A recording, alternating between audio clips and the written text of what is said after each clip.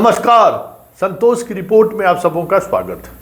और आज हम संतोष की रिपोर्ट में चर्चा करने जा रहे हैं बिहार में जिन 4 जगहों पर उपचुनाव हो रहा है और उस उपचुनाव को लेकर सरकार जिस स्तर पर अपना सब कुछ दांव पर लगा रखा है, ऐसे में कहा जा सकता है कि लोकसभा चुनाव के परिणाम के बाद जो साइकोलॉजिकल वार बिहार में चलनी शुरू हुई है, उस वार में बड़ी बढ़त बनाने की कोशिश में नीतीश और बीजेपी लगी हुई है। यह कैंपेन के अभियान से समझा जा सकता है। आज बेलागंज में जदयू प्रत्याशी के पक्ष में प्रचार अभियान चला है, मतलब प्रचार अभियान खत्म हुआ है। उस प्रचार अभियान का नेतृत्व नीतीश कुमार कर रहे हैं और उस मंच पर बीजेपी के नेता सम्राट चौधरी बीजेपी की तरफ से हैं और जदयू के तमाम बड़े दिग्गज उस मंच पर मौजूद हैं। सांसद से लेकर विधायक से लेकर मंत्री तक। लग रहा था जैसे बेलागंज से ही तय होगा कि 2025 में बिहार किसके सिर बंधेगा ताज बिहार में। कुछ उसी अंदाज में समा बांधने की कोशिश भी हुई, लेकिन सेनापति ने जिस तरीके से बुझी बातें कही हैं, उससे एक बार फिर सवाल खड़ा होने लगा है कि नीतीश के नेतृत्व में 2025 साधने की तैयारी बीजेपी ने कर रखी है। क्या वाकई में नीतीश उस मना स्थिति में है क्या? लगभग 23 मिनट उन्होंने भाषण दिया है और उस 23 मिनट में उन्होंने उन्हीं बातों को दोहराया है, आप लोग से आग्रह है, जिन बातों के सहारे आज पिछले 23 वर्षों से अपना किनारे हो जाएं और शांति बिहार की जनता को अलग अलग शांति बनाने का काम करें, अंदाज में बात रखते रहे। अब हम आग्रह वही जीविका दीदी, वही नौकरी, वही हर घर जल नल, सुशासन। अब हालांकि सुशासन की बात नहीं करते हैं, कानून की राज की बात नहीं करते हैं। अब वो सारी बातें अब इनके एजेंडे में नहीं है। अब हम लॉ एंड ऑर्डर की बात याद दिलाना कि भाई लालू के शासनकाल में क्या हुआ था, हमने कहा हमें कैसा बिहार मिला, न सड़कें थी, न बिजली थी, न लोगों का जान सुरक्षित था, अपहरण उद्योग चल रहा था, हमने वहां से यहां तक लाया। मंत्री अशोक तो बड़ा सवाल यह है कि आप जहां से जहां तक लेकर आए हैं, उसके आगे आप क्या करना चाहते हैं? आप नौकरी देने की बात कर रहे हैं, लेकिन बहुत सारे ऐसे बुनियादी सवाल हैं, उन सवालों को लेकर नीतीश निरुत्तर है।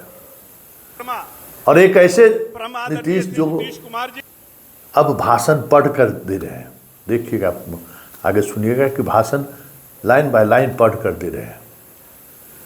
तो क्या इनके नेतृत्व में 2025 साधने की जो तैयारी में बीजेपी है, बिहार जैसे राज्यों में संभव है क्या? बड़ा सवाल है। और ये सवाल मैं इसलिए कह रहा हूं कि बिहार को जीवंत राजनीति में ज़्यादा भरोसा है। बिहार में जीवंत राजनीति और बेहतर वक्ता अभी तक बिहार की राजनीति में सफल हुए हैं, लेकिन नीतीश जिस दौर से गुजर रहे हैं, उस दौर में क्या आपको लगता है कि 2025 सहारा जा सकता है? क्योंकि अब उनके पास न कहने के लिए कुछ बचा है, न अब कुछ नई चीज़ें करने के लिए बचा है। तो क्या ये मान लिया जाए कि बिहार एक ऐसे अवसान की तरफ बढ़ रहा है जहां दूर दूर तक उम्मीद की किरणें नहीं दिखाई दे रही है? बड़ा सवाल है। तो जरा सुनिए नीतीश कुमार के उस बुझे हुए भाषण को, जिस भाषण में अब नयापन कुछ भी नहीं है, जिस भाषण में अब ऐसा कुछ भी नहीं है जिससे लोग उम्मीद भरी नज़रों से नीतीश को देखें। तो फिर इस बात को लेकर कहाँ तक नीतीश के साथ खड़ा हुआ जाए कि जब तक नीतीश हैं तब तक नीतीश के साथ खड़े न रहा जाए, क्योंकि ये सवाल अक्सर अलग अलग स्वरूप में सामने आ रहे हैं। लेकिन जिन स्वरूपों के सहारे नीतीश पर लोगों ने भरोसा किया है, आज नीतीश उस मना स्थिति में है क्या? चलिए नीतीश के उस थकाऊ भाषण को सुनिए और सोचिए बिहार कहाँ और किस जगह पे आके ठहर गया है, जहाँ हम निर्णय लेने की स्थिति में नहीं है, जहाँ बिहार निर्णय लेने की स्थिति में नहीं है कि हम किसके साथ खड़े हों, क्योंकि दूर दूर तक कोई उम्मीद की किरणें नहीं दिखाई दे रही है, दूर दूर तक कुछ संभावनाएं नहीं दिख रही हैं, जिन संभावनाओं के सहारे बिहार में एक नई तरीके की राजनीति का श्री गणेश किया जा सके। जो है, जो कुछ भी गया जिला के बेलागंज में ये सब तो हो ही रहा है, लेकिन आपको हम यही कहना चाहते हैं कि हम लोगों ने शुरू से ही, जब हम लोगों को काम करने का मौका मिला, आप लोगों के द्वारा 2005 के नवंबर में 24 तारीख से हम लोग आए और उसी समय से हम लोगों ने जो सेवा की है बिहार की, तो उसके बाद से हम लोगों ने बहुत लोगों के हक में काम किया है, पूरे इलाके के विकास के लिए काम किया है। लेकिन जो 2005 में हम लोगों ने शुरू किया था और उसके पहले जिन लोगों का शासन है आके वोट मांगते रहते हैं, याद कर लीजिए खाली कि वो लोग तो कोई काम नहीं किए थे। आप सबको मालूम है कि जब उन लोगों का राज था हम लोगों के काम के पहले, तो शाम के बाद कोई घर से निकल नहीं पाता था, डर के मारे। ये हालत था उनके। और किस तरह से था, हिंदू मुस्लिम का झगड़ा होता रहता था। आज कहां होता है? उन्हीं लोगों के टाइम में हिंदू मुस्लिम का झगड़ा होता रहता था। अब पढ़ाई का क्या हाल था, बहुत कम बच्चे पढ़ते थे और पहले इलाज का पूरा इंतजाम नहीं था, सड़कें बहुत कम थी, जो थी उनका बुरा हाल था। अब बिजली बहुत कम जगह पर थी। तो ये सब उन लोगों के सामने जब हम लोगों को काम करने का मौका मिला, तो हम लोगों ने सब के लिए काम किया, हर क्षेत्र के लिए काम किया है। जरा याद करिए कि जो हिंदू मुस्लिम का झगड़ा होता था, अब हम लोगों के समय में कभी झगड़ा होता? और जब हम लोगों ने क्या किया, 2006 में ही कब्रिस्तान की घेराबंदी शुरू कराई। उन लोगों का जो कब्रिस्तान था मुसलमानों का, वो हिंदू मुस्लिम के इलाकों में जो भी था, बहुत तरह की उनको दिक्कतें होती थी। जब हम लोगों को पता चला कि कितना है, तो 8000 से ज्यादा कब्रिस्तानों की घेराबंदी हम लोगों ने की। और उसके अलावे उन लोगों के द्वारा पता चला कि 1237 और कब्रिस्तान हैं, तो उस पर भी काम हो रहा। 766 तो हम लोग कर ही चुके हैं, वो भी बहुत जल्दी पूरा होने वाला है। सब तरह से काम हो रहा। तो हम लोगों ने सबके हित में काम दिया।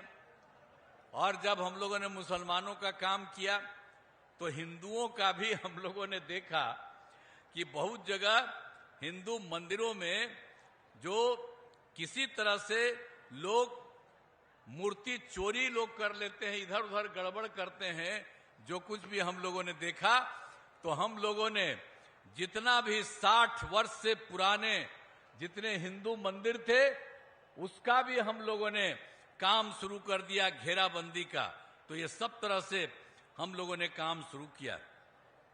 और ये तो बात एक बताया, जब हम लोगों को मौका मिला तो क्या हाल था, भूलिएगा मत, याद रखिएगा कि किस तरह से शिक्षा हो या स्वास्थ्य हो, तो कैसा पढ़ाई, कम ही पढ़ाई होती थी, सब तरह से लोगों को काम नहीं होता था।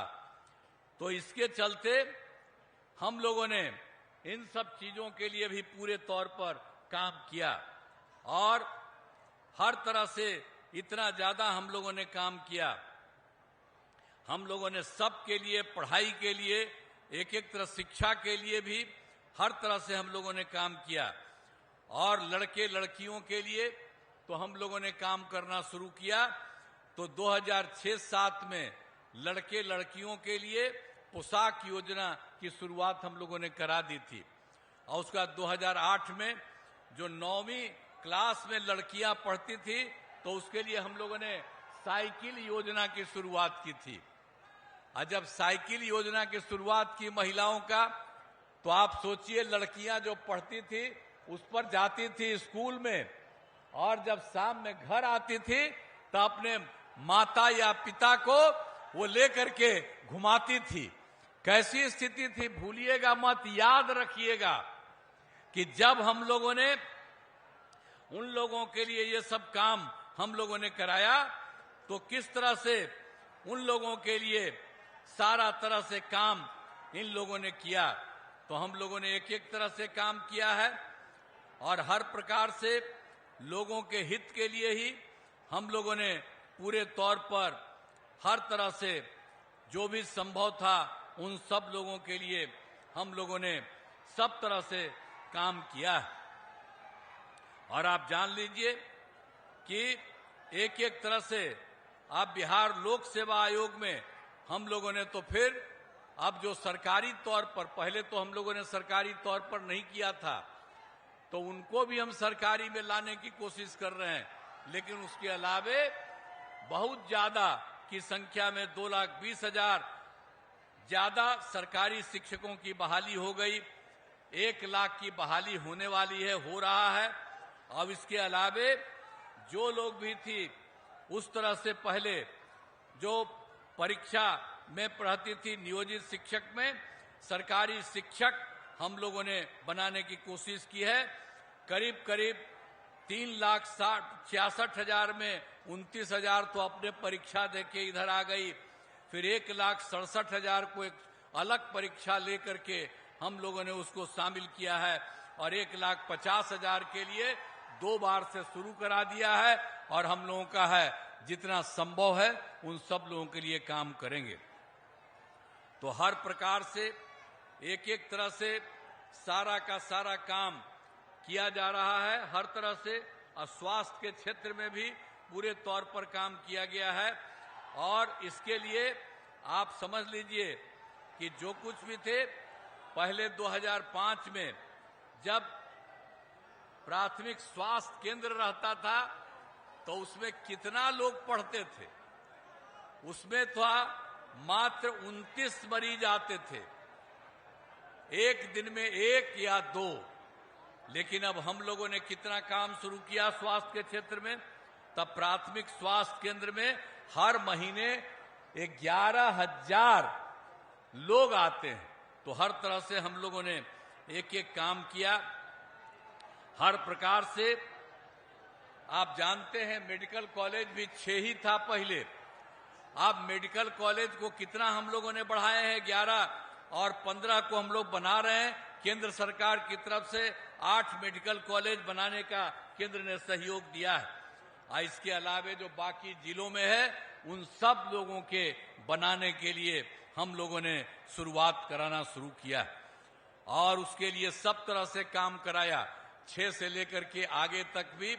और आप जानते हैं हर घर नल का जल, हर घर तक बिजली, हर घर शौचालय, टोलों को पक्की सड़क से जोड़ना, ये सब काम हम लोगों ने कितना करवाया।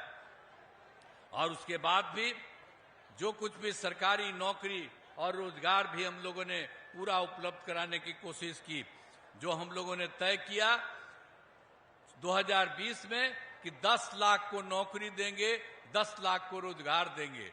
तो आप जरा जान लीजिए 10 लाख को रोजगार की बात कहे, अब 24 लाख को रोजगार हो चुका, 10 लाख को और कर रहे हैं। अगला जो चुनाव हम लोगों का है उसके पहले आप समझ लीजिए कि वो 34 लाख हो जाएगा। और जो हम लोग बता रहे हैं आपको, जो भी 10 लाख नौकरी वाला, तो उसका 7,17,000 हो गया और बाकी बहुत तेजी से काम हो रहा, वो तो हो ही जाएगा। अब 10 ही लाख नहीं, हम लोग कर रहे हैं कि सरकारी नौकरी, और अगला बार जो चुनाव होगा उसके पहले ये भी काम हम लोग करा देंगे। तो सबके हित में सोच लीजिए, सब तरह से काम हो रहा है। तो आप जान लीजिए कि एक एक तरह से, सभी तरह से, चाहे हिंदू हो, मुस्लिम हो, अपर कास्ट हो, पिछड़ा हो, अति पिछड़ा हो, दलित हो, महादलित हो, मुश्किल हो, सब के लिए हम लोगों ने काम किया है। और मुस्लिम समुदाय के लिए भी हमने आपको पहले भी कहा कि मदरसों को सरकारी मान्यता दी गई है और उसमें उनके जो शिक्षक हैं, सरकारी शिक्षक के रूप में उनको भी बराबर दिया जा रहा है, वेतन दिया जा रहा है। हर प्रकार से सारा काम हो रहा है। शुरू में ही जब आप जानते हैं 2006 में पंचायती राज संस्थाएं शुरू कराए, तो उस समय हम लोगों ने महिला को 50% उसमें सुरक्षित कर दिया। और 2007 में जो होता था, जो आप समझिए नगर निकायों में, उसमें भी 50,000 कर दिया। अब 4 चुनाव हो गया। अब कितनी बड़ी संख्या में महिलाएं उस सब में साथ है। और महिलाओं के लिए हम लोगों ने तो पुलिस, जो महिला पुलिस है, महिलाएं हैं पुलिस में, उसको भी हम लोगों ने 35% आरक्षण दिया।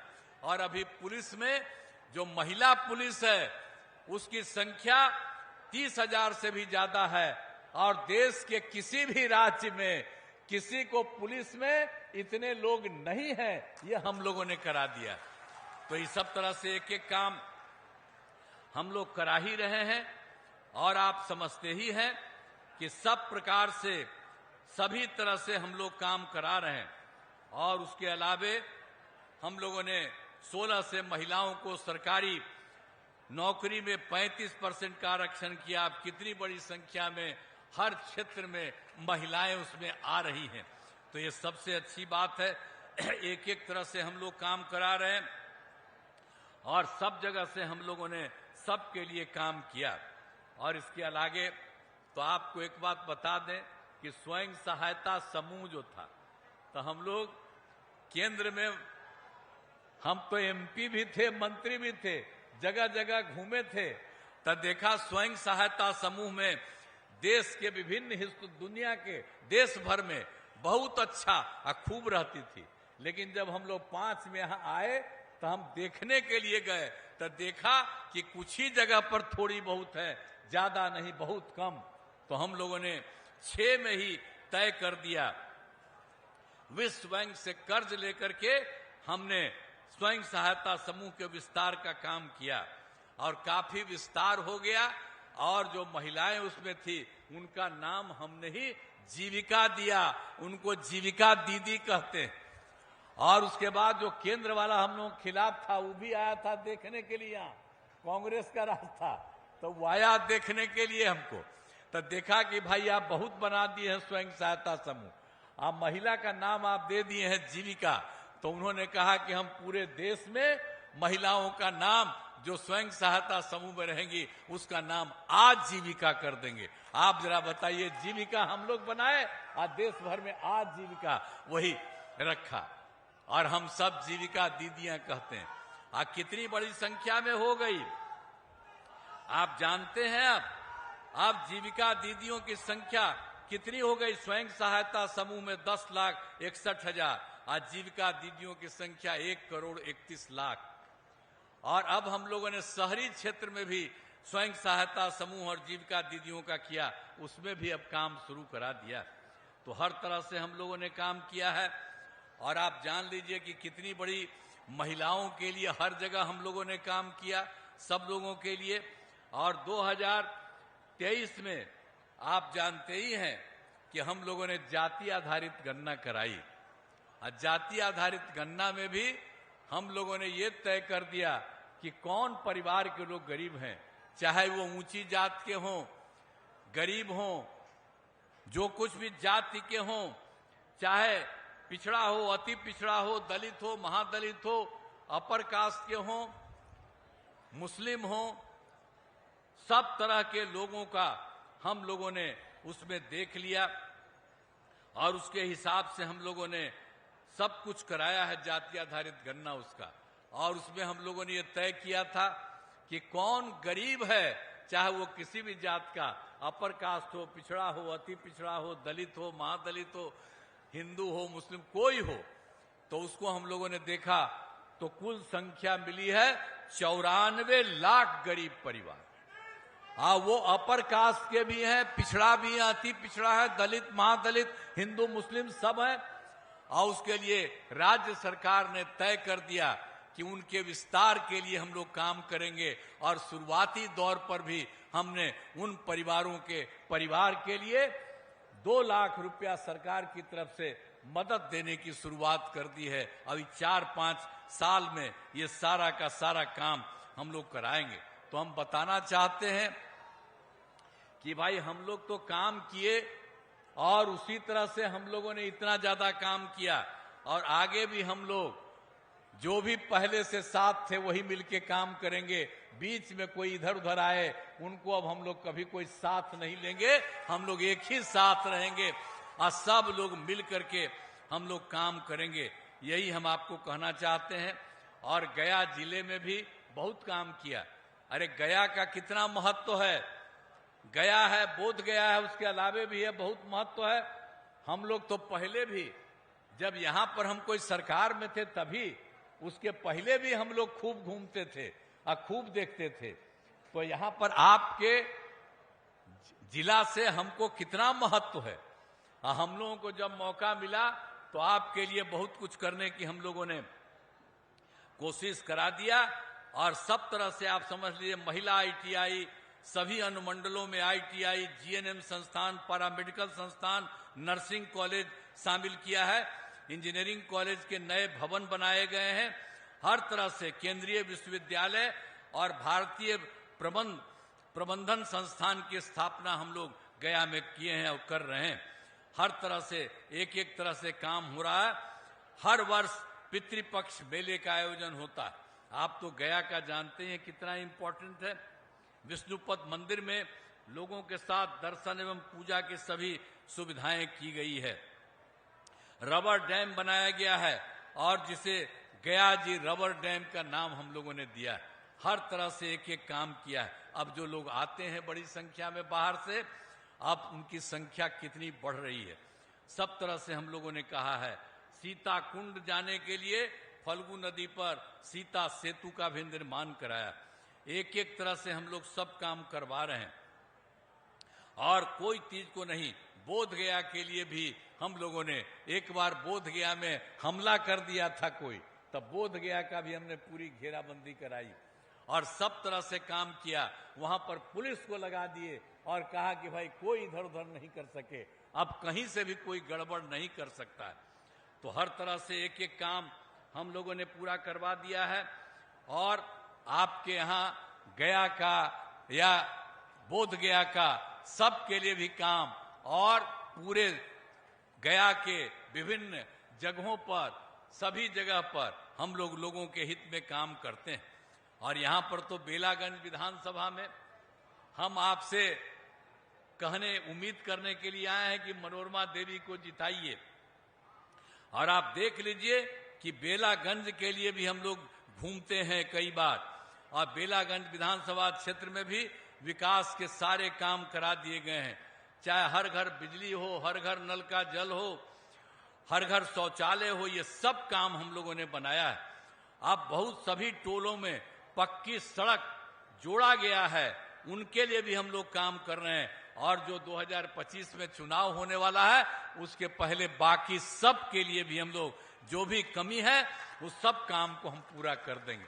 तो ये सब हम लोगों का अपना लक्ष्य है, इसी तरह से हम कर रहे हैं। और बेलागंज में अनेक सड़क और पुलों का निर्माण कराया गया है। 166 ग्रामीण सड़कों का निर्माण कराया गया है। हर तरह से एक एक तरह से काम कराया गया है। बेलागंज में बिजली की नियमित आपूर्ति के लिए 1 ग्रिड सब स्टेशन और 2 विद्युत उपकेंद्रों का निर्माण किया गया।